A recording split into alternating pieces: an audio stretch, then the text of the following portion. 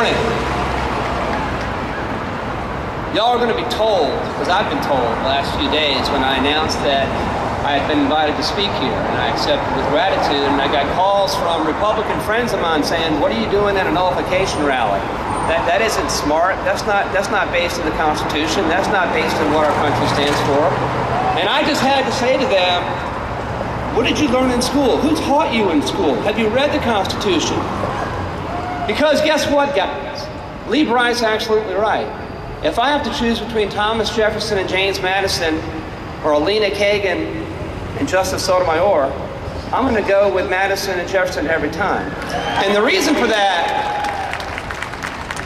there was a law passed back in 1800, back when this gentleman right beside me was president, that said that if you criticized a federal official, you could be placed in jail. The Alien and Sedition. Despite the First Amendment, if you spoke against your elected representative, you could be put in jail. Thomas Jefferson wrote for Kentucky a resolution nullifying that particular law, and it was never enforced in Kentucky. James Madison wrote a resolution for Virginia nullifying that congressional act, and it was never enforced in Virginia. We have a proud tradition of states pushing back against federal usurpation. And why is that? Well, it's been talked about today. It is a matter of agency and principle. When a principal delegates powers to an agent, that agent can only act on its behalf within the parameters that have been defined.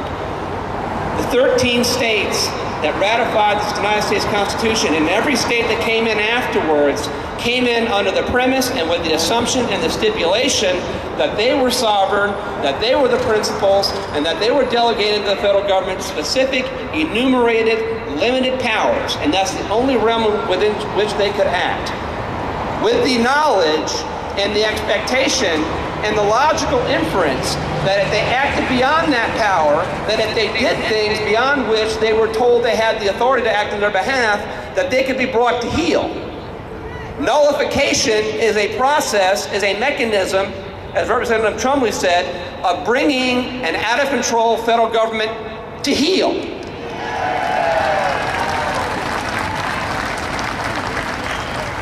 What sort of government do we have if not based on the constitutional republic handed to us by the founders?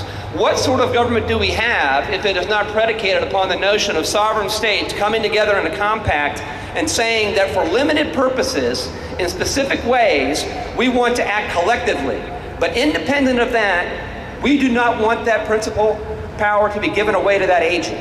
And in South Carolina, we have a great man who's been maligned for far too long in our nation's history, who articulated this principle and is recognized for his metaphysical genius, and that's John C. Calhoun.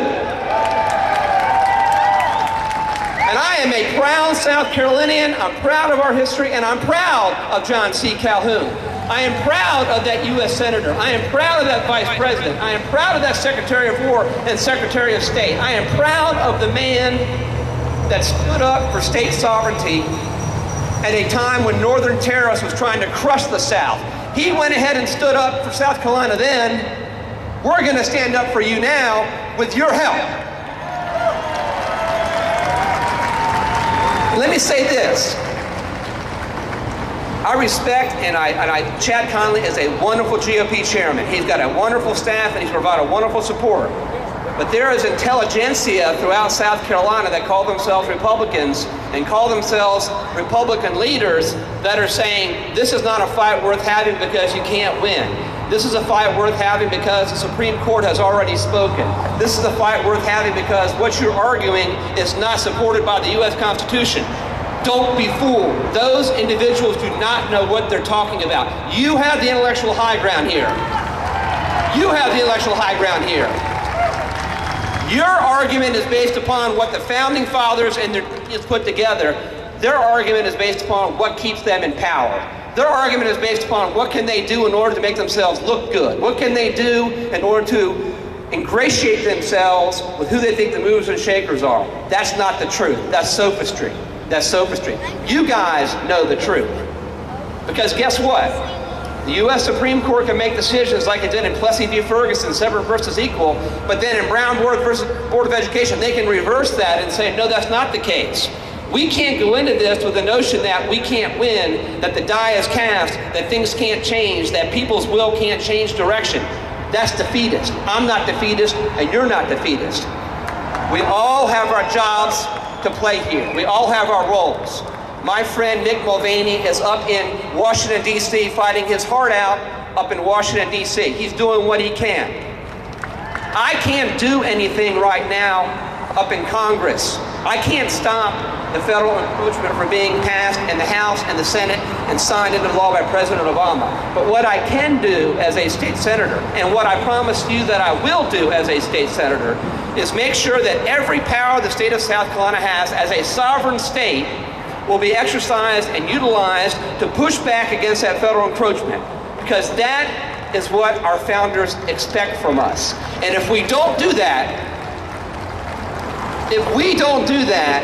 we breach our oath. If we don't do that, we have broken a vow to God that we are going to enforce the Constitution of the United States and the Constitution of South Carolina. If we don't push back in every single way we can, we don't deserve to be in those chambers, and you deserve to throw us out.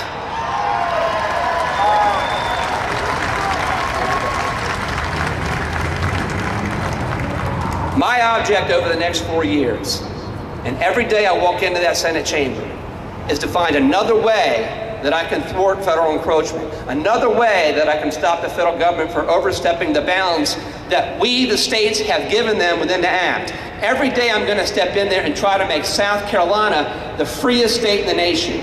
This state has a proud tradition of leaders stepping up and holding aloft the candle of liberty at a time when things were darkest. We have to rise to that challenge now. We have right on our side, we have God's will on our side, we have the U.S. Constitution on our side. All we need is the will to get it done, and with your help, we will. Thank you.